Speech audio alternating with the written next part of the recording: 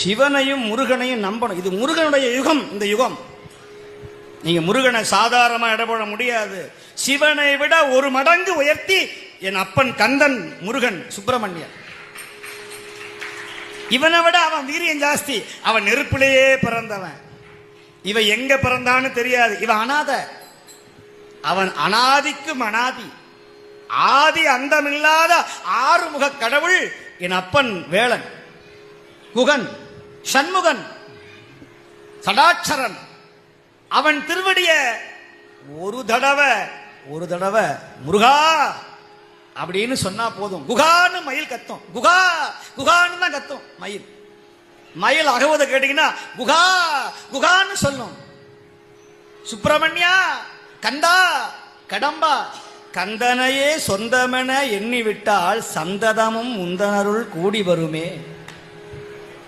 நீ யார சொந்தம் நினைக்கணுமா? கந்தன் என் சொந்தம் நினைக்கணும். கந்தப்பன் என் சொந்தப்பன்.